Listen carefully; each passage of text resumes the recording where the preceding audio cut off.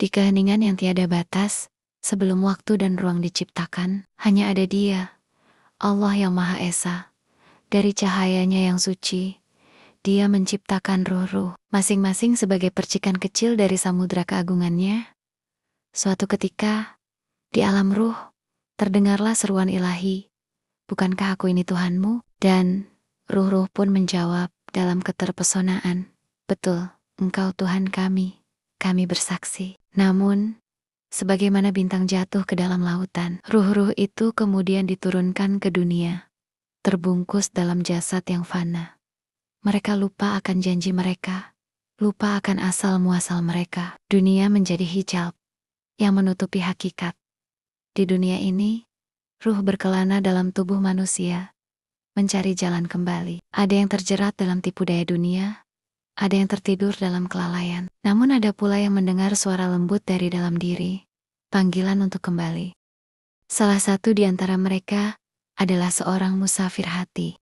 Merasa hampa meskipun memiliki segalanya. Hingga suatu hari, ia bertemu dengan seorang wali yang berkata kepadanya, "Wahai anakku, engkau bukan dari sini, engkau berasal dari cahayanya, dan engkau harus kembali. Namun, jalan kembali bukan dengan kaki, melainkan dengan hati." Musafir itu pun memulai perjalanannya. Ia belajar untuk mengenali dirinya.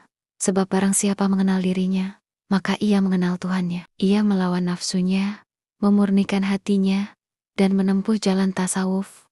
1. Syariat, ia menjalani perintah Allah dengan disiplin. 2. Tarikat, ia berguru, membersihkan diri dari sifat-sifat buruk. 3. Hakikat, ia menyadari bahwa dunia hanyalah bayangan, sedangkan yang hakiki hanyalah Allah. 4. Makrifat, ia mengenal Allah, bukan hanya dengan akalnya, tetapi dengan hatinya yang bersinar.